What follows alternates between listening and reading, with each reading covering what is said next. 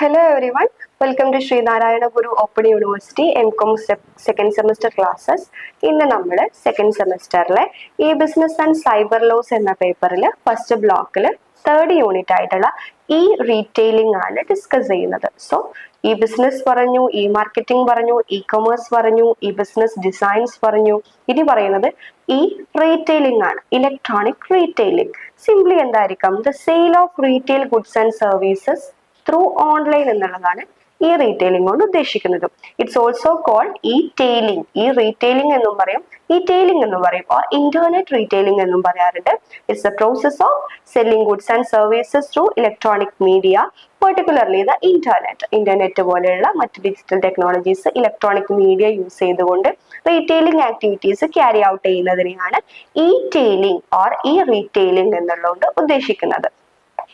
ഇനി tailing transactions are mainly of two types, B2Bയും B2Cയും. ഇത് രണ്ടുമാണ് റീറ്റെയിലിംഗ് ട്രാൻസാക്ഷൻസിൽ വരുന്നത്.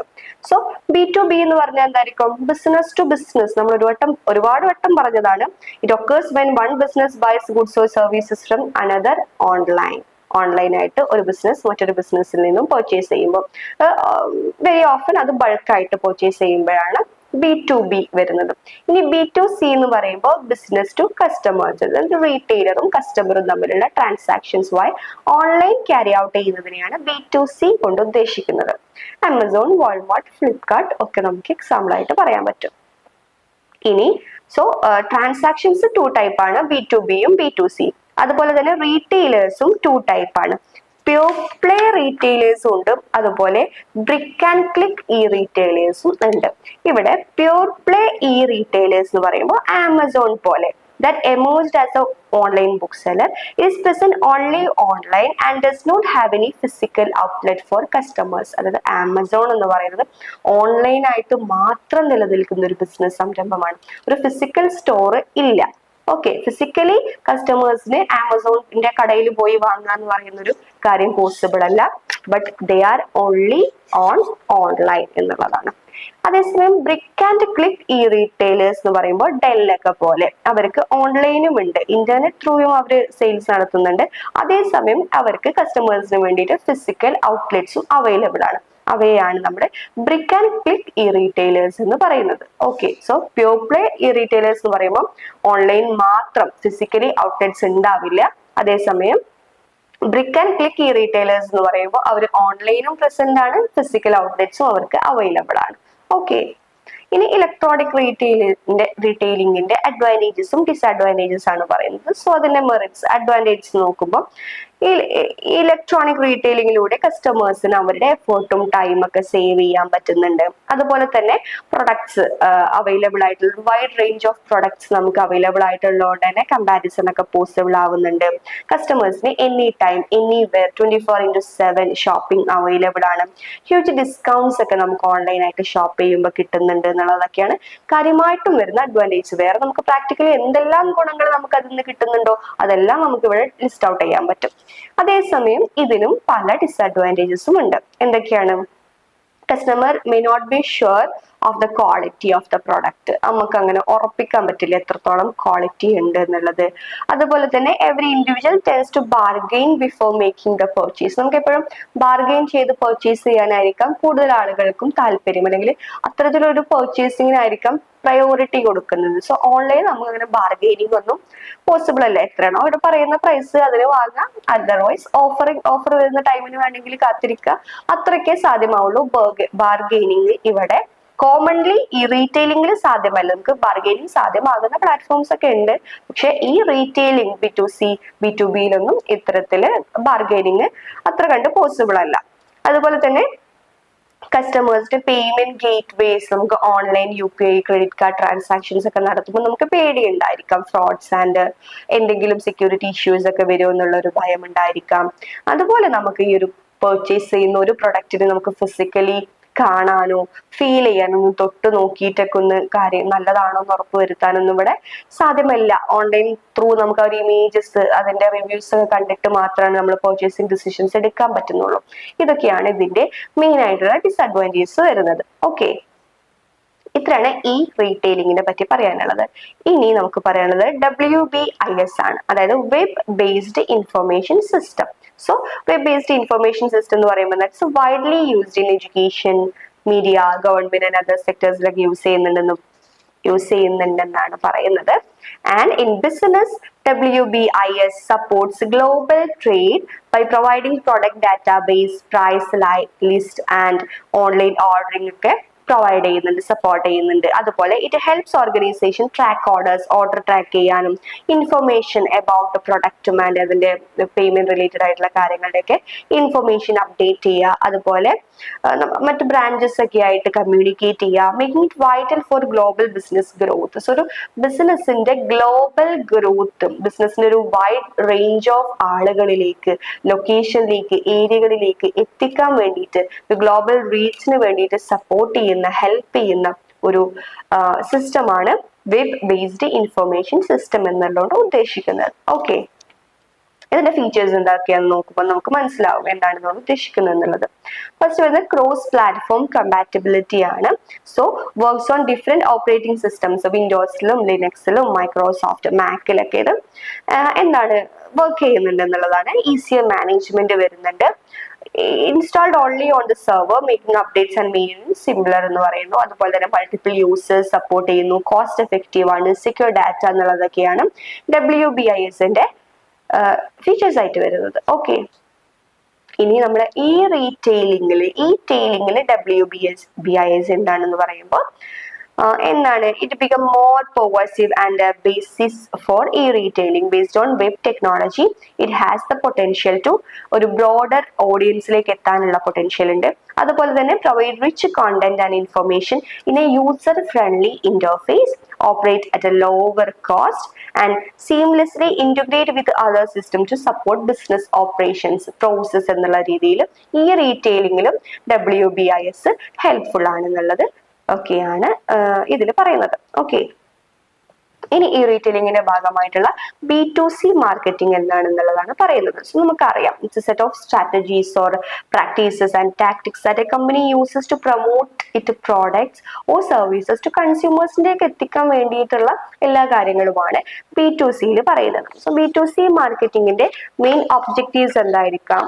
എങ്ങനെ നമ്മൾ കൺസ്യൂമറിലേക്ക് എത്തും, എങ്ങനെ നമ്മളൊരു ടാർഗറ്റ് ഓഡിയൻസിനെ നമ്മളിലേക്ക് അട്രാക്ട് ചെയ്യിക്കും, ഒരു പൊട്ടൻഷ്യൽ ബയറിനെ നമ്മൾ എങ്ങനെ നമ്മളുടെ ഒരു നമ്മളൊരു ട്രസ്റ്റ് വർത്തി അല്ലെങ്കിൽ നമ്മളൊരു ഫ്രീക്വന്റ് ബയർ ആക്കി മാറ്റും എന്നുള്ളതൊക്കെയാണ് ഇതിൽ പറയുന്നത്. സോ increase website traffic, അതുപോലെ തന്നെ increase mailing list, study the target audience, promote website in search results, increase conversion and brand awareness എന്നുള്ളതൊക്കെയാണ് B2C മാർക്കറ്റിംഗിന്റെ ഒബ്ജക്റ്റീവ്സ് ആയിട്ട് പറയുന്നത്. ഓക്കെ, ഇനി B2C മാർക്കറ്റിംഗിന്റെ ഫീച്ചേഴ്സ് പറയുന്നുണ്ട്. ഫസ്റ്റ് വൺ വരുന്നത് ടാർഗറ്റ് ഓഡിയൻസ് ആണ്.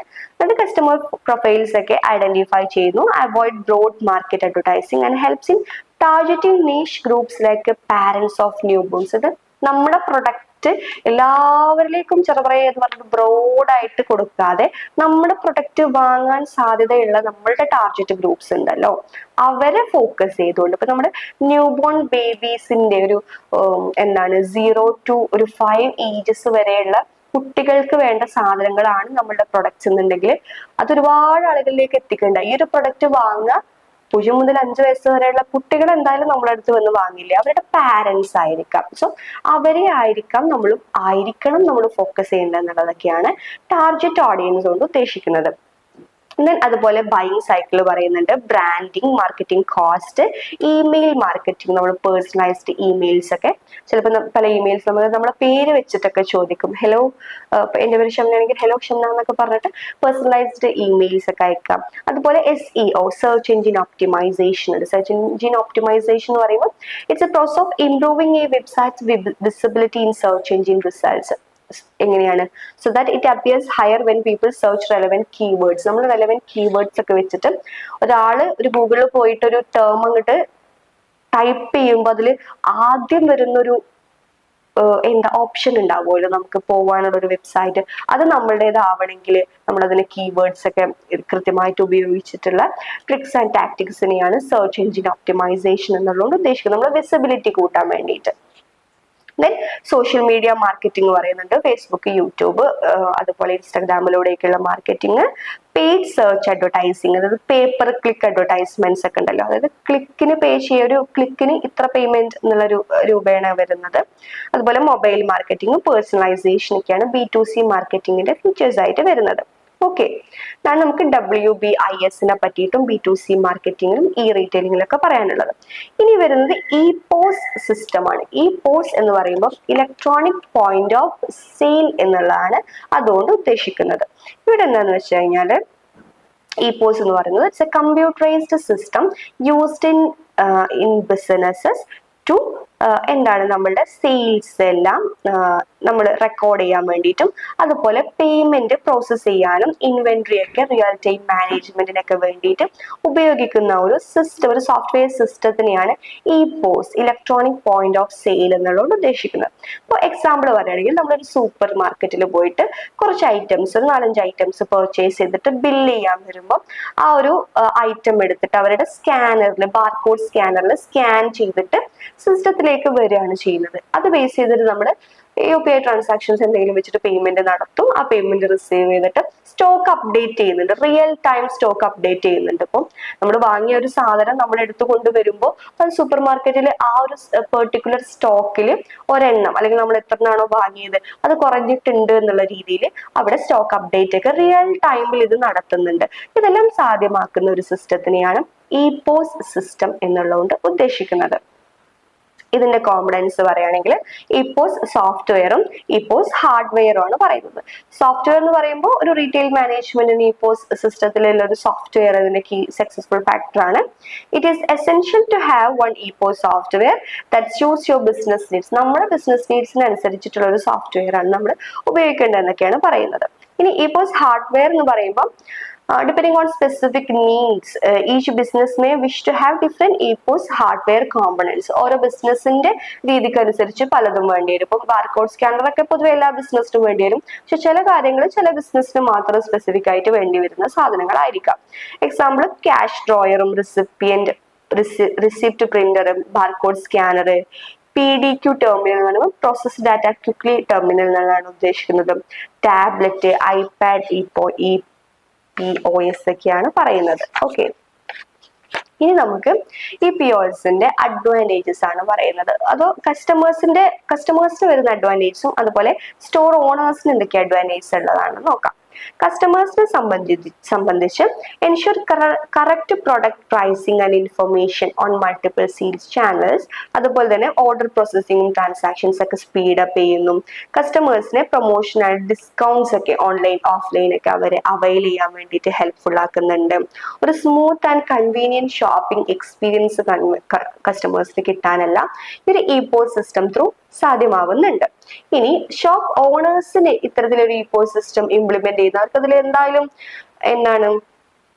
അവര് അതിൽ ഇൻവെസ്റ്റ് ചെയ്യുന്നുണ്ടായിരിക്കും. സോ എന്തിനാണ് അവരിത് ചെയ്യുന്നത്, അവർക്ക് എന്തെല്ലാം അഡ്വാൻറ്റേജസ് ആണ് വരുന്നത് നോക്കുമ്പോൾ ബിസിനസ് ഓപ്പറേഷൻസിന് സെൻട്രലൈസ് ചെയ്യാൻ വേണ്ടിയിട്ട് മൾട്ടിപ്പിൾ സെയിൽസ് ചാനൽസിനൊക്കെ ഒരു പ്ലേസിൽ സെൻട്രലൈസ് ചെയ്യാൻ വേണ്ടിയിട്ട് ഹെൽപ്പ് ചെയ്യുന്നുണ്ട്.